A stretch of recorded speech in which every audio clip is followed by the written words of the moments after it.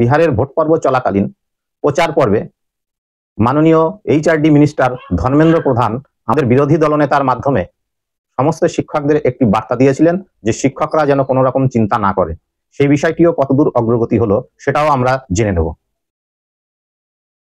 নমস্কার, এলিট পলিটিক্সে আপনাদের স্বাগত জানাই। আপনাদের সঙ্গে রয়েছি আমি বিশ্বজিৎ। গত 17/10/2025 তারিখে সুপ্রিম কোর্ট থেকে বাধ্যতামূলক টেট মামলার একটা নতুন আপডেট এসেছে, সেটা নিয়েই আজকে আলোচনা করব। জাস্টিস পামি দিগান্তাম শ্রী নরসিমা এবং অতুল এস চন্দ্রকার এর বেঞ্চে উত্তরপ্রদেশের একটা শিক্ষক সংগঠন ইউটিএ, ইউনাইটেড টিচার অ্যাসোসিয়েশন, তারা যে রিট পিটিশনটি করেছিল সেই রিট পিটিশনটি খারিজ হয়েছে। এই রিট পিটিশনটি খারিজ হওয়ার সঙ্গে সঙ্গে প্রাইমারি শিক্ষক এবং আপার প্রাইমারি শিক্ষকদের মধ্যে ব্যাপক চিন্তা দুশ্চিন্তা ছড়িয়েছে। এই মামলাটি খারিজ হওয়ার ফলে মূল মামলায় কি প্রভাব পড়বে সেটা নিয়েই সকলে চিন্তিত। মূল মামলার যে রায় দিয়েছিলেন দীপঙ্কর দত্তের বেঞ্চ, আর এই রিট পিটিশনটির মামলার বেঞ্চ আলাদা। ফলে যে মামলাটি যে খারিজ হলো সেটি মূল মামলার ক্ষেত্রে কতটি প্রভাব পড়বে এ বিষয়ে আলোচনা করলাম সংগ্রামী যৌথ মঞ্চের আহ্বায়ক মাননীয় ভাস্কর ঘোষ মহাশয়ের সঙ্গে। বাধ্যতামূলক টেট মামলায় সংগ্রামী যৌথ মঞ্চের পক্ষ থেকে নিয়োগ করা হয়েছে বিখ্যাত আইনজীবী মাননীয় গোপাল সুব্রমণিয়ামকে। ফলে এই রিট পিটিশন খারিজ যাওয়ার ফলে গোপাল সুব্রমণিয়ামের বক্তব্য কি, তিনি কি আভাস দিয়েছেন, সেটি নিয়েও ভাস্কর বাবুর সঙ্গে আলোচনা হলো। চলুন আমরা শুনে নিই তিনি কি বলেছেন। হ্যালো ভাস্কর দা। হ্যাঁ নমস্কার। হ্যাঁ নমস্কার। বলছি যে গত 17/10/2025 তারিখে ইউটিএ অর্থাৎ ইউনাইটেড টিচার্স অ্যাসোসিয়েশনের করা যে রিট পিটিশন সুপ্রিম কোর্ট খারিজ করে দিল। সেই পরিপ্রেক্ষিতে বলতে চাইছি যে টেট মামলার গতি প্রকৃতি কোন দিকে যাচ্ছে। তাদের যে রিট পিটিশনটা ছিল সেটা সরাসরি এই মামলার সাথে সংযুক্ত ছিল না, একটু অন্যভাবে তারা মামলাটা করেছিল আর কি। তাদের কোথাও না কোথাও মনে হয়েছিল যে 2017 সালের RTE অ্যাক্টের যে সংশোধন করা হয়েছিল 23-1 এবং 23-2 ধারাকে, সেইটার কে মানে রদ করতে পারলেই বোধহয় এই রায়টা তখন ডিফাঙ্ক্ট হয়ে যাবে, এরকম একটা ব্যাপার মনে হয় তাদের মাথায় ছিল এবং সেই জায়গা থেকে তারা একটা সেপারেট রিট করেছিল। এবং খুব স্বাভাবিকভাবেই এটা আমাদের মানে এরা যখন রিট ফাইল করে তার আগে আমরা গোপাল সুব্রমণিয়ামজির সাথে মানে কনফারেন্স করেছিলাম, সেখানে রিট পিটিশন করা যায় কিনা সেটা নিয়ে কথা হয়েছিল। উনি তখন বলেছিলেন যে নো ওয়ে, মানে সেটা হয় না। তারপরে যখন রিট তারা করলো আমাদের একটু অবাকই হয়েছিল এবং আমরা জানতাম যে এটার পরিণতি এটাই হবে এবং এটা খারিজ হবে আলটিমেটলি, এবং সেটাই হয়েছে। যে এই বিষয়ে মামলা যখন এবং শুনানি করে যখন রায় দিয়েছেন বিচারপতি, তখন আমরা পৃথকভাবে এটার মধ্যে ঢুকবো না, এই কথা তারা বলেছেন। এবার মাঝখানে একটা ইন্টারেস্টিং ব্যাপার হচ্ছে যে মাননীয় বিচারপতি দীপঙ্কর দত্তের বেঞ্চে অন্য একটা মামলা চলছে, সজল দেব ভার্সেস ত্রিপুরা সরকার আর কি। সেই মামলাতে কিন্তু এই মামলাটার প্রসঙ্গ উঠেছে এবং সেখানে তিনি বলেছেন একাধিকবার, গত কালকে কি পরশুদিন একটা শুনানি ছিল 19 তারিখে, গতকালকেই, সেই শুনানিতেও কিন্তু উনি আবার বলেছেন যে আমার কাছে এখনো পর্যন্ত রিভিউ গুলো সব আসেনি, রিভিউ গুলো আমি দেখি, দেখার পরে রিভিউ এর যা ইয়ে হবে সেই অনুযায়ী কেসটা যদি ওপেন হয় তাহলে ওই মামলার যা রায় হবে সেটা আপনাদের ক্ষেত্রে ইমপ্লিমেন্ট হবে। এবং মাঝখানে ত্রিপুরা সরকারকে একটা রিজয়েন্ডার দিতে বলেছে। সুতরাং ওই যে রিট পিটিশন যেটা করেছিল ইউটিএ, তাদের যেটা ইউটিএর সাথেও আমাদের যোগাযোগ আছে, কিন্তু এই নিয়ে আমাদের সাথে খুব একটা কথাবার্তা কিছু হয়নি। ওরা অ্যাকচুয়ালি এনসিটির যে রেকমেন্ডেশন সেইগুলোকেই চ্যালেঞ্জ করেছিল, ওটা চ্যালেঞ্জ করেছিল এবং 2017 সালের যে RTE একটা সংশোধন হয়েছিল 23 ধারাটা, সেইটাকে ওরা চ্যালেঞ্জ করেছিল আর কি। দেখুন আমাদের এখানে একটা জিনিস মনে হয়েছে, মানে অনেকেই এটাকে ব্যাখ্যা করছেন কিন্তু আমরা একটু ব্যাখ্যাটা অন্যভাবে করছি, জানি না সেটা ঠিক ভুল সেটা সুপ্রিম কোর্ট পরে বলবে আর কি। আমাদের মনে হয়েছে যে 23-4 এবং 5 ধারাতে মূলত আরটি অ্যাক্ট লাগু হওয়ার পূর্বে নিযুক্ত শিক্ষক শিক্ষিকা, পূর্বে নিযুক্ত বলতে আমি এই সেন্সে বলছি যে পূর্বে যাদের নিয়োগের নোটিফিকেশন প্রকাশ হয়েছিল, হুম আহ, নিয়োগটা যখনই ইচ্ছা হতে পারে, অনেকের ধরুন আমাদের রাজ্যে 2009 সালের নোটিফিকেশনে চাকরি 2025 হয়েছে, হয়েছে। আমি তাদের কথাকে ধরেই বলছি আর কি। হুম এই 4 এবং 5 ধারাতে যে জায়গাটা বলা ছিল যে তারা মানে এই এই যে নোটিফিকেশন আরটি অ্যাক্ট চালু হচ্ছে তার দ্বারা তারা গভর্ন হবেন না, হুম তাদের ক্ষেত্রে যেটা কাজে দেবে সেটা হচ্ছে যে 2001 সালের যে এনসিটি নোটিফিকেশন ছিল সেইটাই হচ্ছে তাদের ক্ষেত্রে কার্যকরী হবে এবং সেই ডিগ্রিগুলো তাদেরকে করতে হবে। এবং এটার একটা মানে ঘটনাগত প্রমাণ দেখুন, বলো। এনসিটিও কিন্তু নিজে কোনো সময়ই টেটটাকে ম্যান্ডেটরি কোনো ডিগ্রি বলে ধরে নেয়নি। হুম নেয়নি বলেই তারা 2017 সালে এই 1 এবং 2 ধারাকে সংশোধন করে সকলের জন্য ডিএলএডটাকে ম্যান্ডেটরি করলো এবং সেই মোতাবেক তারা কিন্তু 2019 সালের মধ্যে সবাইকে গোটা দেশের যত স্থায়ী এবং অস্থায়ী শিক্ষক আছেন, যত বেসরকারি ইনস্টিটিউটের মানে প্রাথমিক থেকে উচ্চ প্রাথমিক পর্যন্ত যারা পড়াশোনা করানোর কাজে নিযুক্ত, তাদের সবাইকে কিন্তু ডিএলএডটা করিয়ে নিয়েছে। ভালো করে নজর করে হ্যাঁ দেখুন, হ্যাঁ মনে আছে। কাউকে কিন্তু টেট করায়নি, যে টেট কোয়ালিফাই করতে পেরে কিন্তু না করায়নি। না না না না। অর্থাৎ এনসিটিও নিজে যে সংশোধন করিয়েছে, তাদের প্রস্তাব মতো যে সংশোধন পার্লামেন্টে হয়েছে, সেখানে কিন্তু তারাও কিন্তু টেটটাকে ম্যান্ডেটরি ধরেনি। ধরেনি। এবং এই যে 4 এবং 5, 23-এর 4 এবং 5 ধারা, যেটা ক্ষেত্রে পুরনো শিক্ষকদেরকে ছাড় দেওয়া ছিল, এটারও কোনো সংশোধন কিন্তু 2017 সালের ওই অ্যামেন্ডমেন্টে হয়নি। হুম অর্থাৎ ধরেই নেওয়া যায় যে 2010 সালের এই আরটি অ্যাক্টের যে 4 এবং 23-এর 4 এবং 5 ধারার যে উপধারা যে দুটো রয়েছে, সেই দুটো কিন্তু আগের মতোই ইনট্যাক্ট আছে। একদম। ওইটা যেহেতু চেঞ্জ হয়নি, সুতরাং এটা চেঞ্জ হওয়ার কোনো জায়গা নেই। হুম কোথাও একটা মানে ভুল বোঝাবুঝি এবং অপব্যাখ্যার জায়গা থেকে এটা হয়েছে। বা আমরা হয়তো আশা করছি যে এটা মানে সংশোধন হবে। বা তবে হ্যাঁ, এনসিটি তার হয়তো সাথে বলে রাখি উপস্থাপন যে করতে পারেনি। হ্যাঁ, তবে তার সাথে এটাও বলে রাখি যে যেটুকু আমি অন্তত ব্যক্তিগতভাবে বুঝি বা আমরা যেটুকু বুঝি, তাতে আমাদের কাছে বিষয়টা খুব পরিষ্কার যে শুধুমাত্র আইনি লড়াই দিয়ে হবে না, কারণ সরকার কি বক্তব্য এখানে পেশ করছে তার উপরেও নির্ভর করবে। সুতরাং সরকারকে বক্তব্যটাকে যদি আমাদের মতো করে পেশ করাতে হয়, তাহলে কিন্তু আন্দোলনটাকেও সমান তালে চালিয়ে যেতে হবে। এবং তারই সাথে আমি মনে করি যে একদম ওয়ার্স্ট কেস সিনারিওতে যদি পরীক্ষা দিতেই হয়, তাহলে তার জন্য আমাদের একাডেমিক প্রিপারেশনও কিন্তু নিয়ে রাখতে হবে। আপনি যখন গভর্নমেন্টের কথা বললেন, এই প্রসঙ্গেই আমি বলি, কিছুদিন আগে শুভেন্দু অধিকারী একটা ভিডিও করে শিক্ষকদের বার্তা দিয়েছিলেন বিহার ভোটের প্রচারের সময় ধর্মেন্দ্র প্রধানের সঙ্গে আলাপচারিতায়।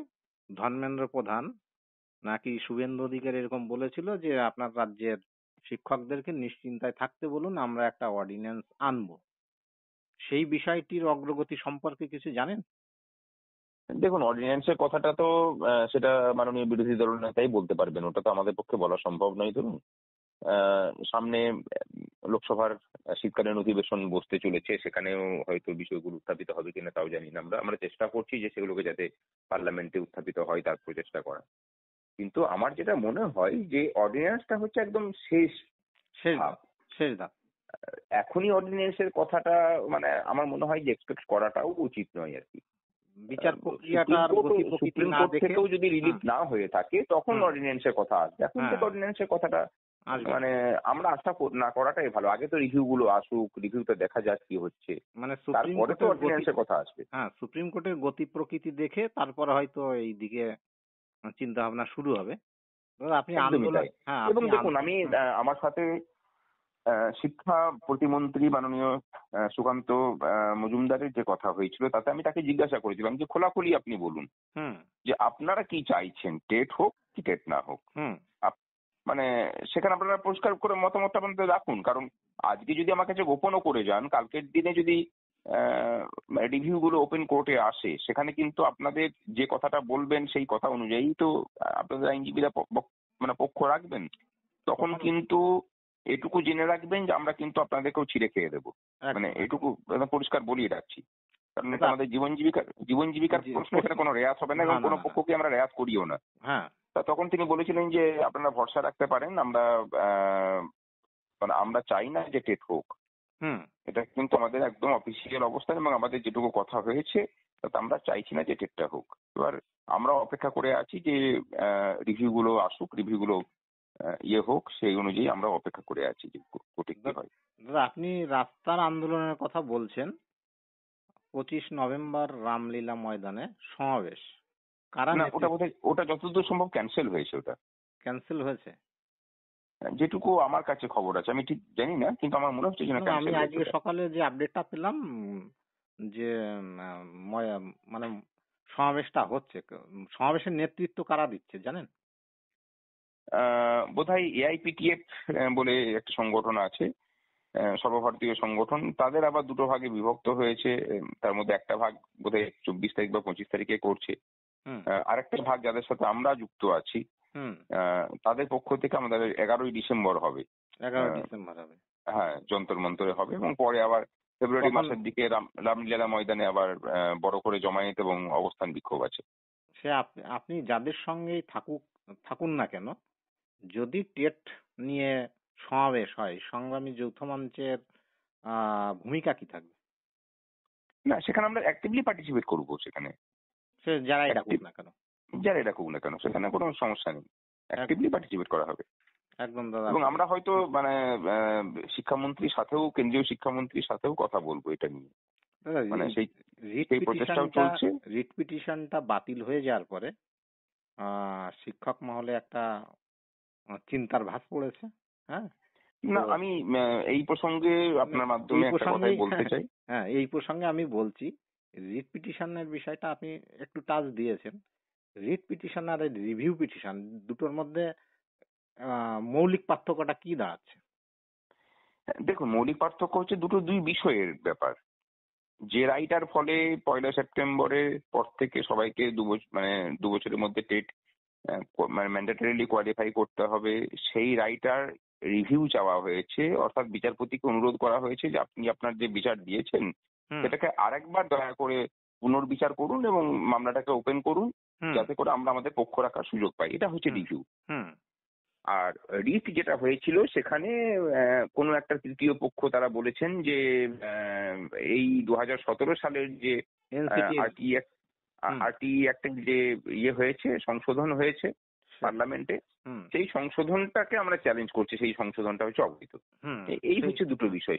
সুতরাং দুটো সম্পূর্ণ পৃথক বিষয়। ওই রিটটা খারিজ হলেও এই মামলার উপরে তার কোনো প্রভাব পড়বে না নিশ্চিত থাকতে পারে, এবং আমরা যখন বলছি তখন নিশ্চিত থাকুন।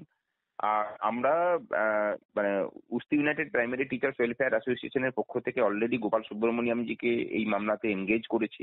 সেটা আমরা ওপেন কোর্টে, হ্যাঁ, ওপেন কোর্টে এলে পরেই উনি আমাদের পক্ষ রাখার জন্য থাকবেন উপস্থিত। এবং একটা কথা বলে রাখি, যদি মানে এই মামলাতে যদি হরিশ সালভেজি অ্যাপিয়ার হন, হরিশ সালভেজি অ্যাপিয়ার না হলে পরে গোপাল সুব্রমণিয়ামই হচ্ছে সব থেকে বড় নাম আইনজীবী জগতে। সুতরাং বুঝেই নিতে পারেন যে এই মামলাটা তো আমরাই লিড করব, এবং এখানে কোনো ক্লাসিফিকেশন নেই যে প্রাথমিক এবং উচ্চ প্রাথমিকের পৃথক কিছু আছে। না না না, যে লড়াইটা আমরা লড়বো সেটার সুবিধা প্রাথমিক থেকে উচ্চ প্রাথমিক সমস্ত শিক্ষক শিক্ষিকারাই পাবেন। একদম একদম। রিভিউ পিটিশনের যে শুনানি, কি সেই দীপঙ্কর দত্তের বেঞ্চেই হবে মাননীয় বিচারপতি? স্বাভাবিক আছে, যিনি রায় দেন তিনি রিভিউ শুনানি করেন।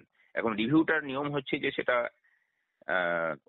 চেম্বারে শুনানি হয়, সেখানে কোনো পক্ষেরই কোনো আইনজীবী থাকেন না। যদি বিচারপতির মনে হয় যে হ্যাঁ, মানে যেভাবে রিভিউ হয়েছে, যে গ্রাউন্ড গুলো নতুন করে উত্থাপিত হয়েছে, সেই গ্রাউন্ড অনুযায়ী এই মামলাটার নতুন করে রিহিয়ারিং করানো প্রয়োজন, তখন তিনি এগুলোকে ওপেন কোর্টে নিয়ে আসেন, তখন আবার পূর্ণদমে শুনানি শুরু হয়। আমার ব্যক্তিগত যেটা মনে হয়, যে এটা মনে হয় ওপেন কোর্টে আসতে পারে এই কারণে, আজকে যারা রিভিউ করেছে, যখন এই মামলার রায় ঘোষণা হলো, তারা কিন্তু জানে না বা অংশগ্রহণ করতে পারেনি, ফলে একটা সুযোগ হয়তো মনে হয় তারা পেতে পারে। হ্যাঁ, সেটা একটা ব্যাপার আছে। আর দ্বিতীয় কথা হচ্ছে যে মাননীয় বিচারপতি দীপঙ্কর দত্ত যেহেতু কলকাতা হাইকোর্টের বিচারপতি ছিলেন, সেহেতু আমরা জানি যে উনি মানে প্রত্যেককে সুযোগ দিয়েই মানে ওনার রায় দেন। যে পক্ষ শুনানিতে উপস্থিত থাকে না তাদেরকে একটা সুযোগ দেন উনি। আর দ্বিতীয় হচ্ছে যে ওনার মধ্যে এই ফ্লেক্সিবিলিটিটা সবসময় আমরা আগেও লক্ষ্য করেছি যে মানে যদি কোথাও এরকম হয়ে থাকে যে ওনার রায়ের ফলে প্রচুর ক্ষতিগ্রস্ত হলো যারা মামলাতে অংশগ্রহণ করার সুযোগই পায়নি, হুম। সেক্ষেত্রে কিন্তু রায়ের উনি রিভিজিট করেন, এটার নজির পূর্বে আছে। সুতরাং আমরা আশাবাদী, আমরা আশাবাদী। যাই হোক দাদা, রিভিউ এর ভবিষ্যৎ কি বলে মনে হচ্ছে আপনার? আমার মনে হয় এগুলো ওপেন কোর্টে আসতে চলেছে। এবং টিচারদের পক্ষে যাবে? সেটা তো পরে হবে, আগে তো মানে কেসটা ওপেন হোক, তারপরে তো পরে দেখা যাবে আমরা কিভাবে লড়াই করছি। দাদা এই তবে আমরা যেভাবে প্রস্তুতি নিয়ে রেখেছি আশা করি মানে এই রায় ঘুরবে। দাদা এই কেস যতটুকু আমি জানি, সমস্যার মূল হচ্ছে এনসিটির 2017 অ্যামেন্ডমেন্ট। তো এনসিটি এই আইন, এনসিটির কি নিজের সংশোধন করার এখতিয়ার আছে? হ্যাঁ, সেটাতে যারা আইন পাস করে তাদের তো এখতিয়ার থাকেই, স্বাভাবিক আছে। যাক, তাহলে সেক্ষেত্রে তা কোর্ট যদি অপারগ হয়, তারা তো নিজেরা এটাকে সংশোধন করে নিয়ে একটা ব্যবস্থা করতে পারে। পারে, অবশ্যই পারে, যাক, অবশ্যই পারে। ঠিক আছে দাদা, আজকে সংক্ষিপ্ত আকারে করলাম। টেট নিয়ে সকলে ধন্যবাদ। চিন্তিত আছে। আপনিও খুব ভালো থাকবেন।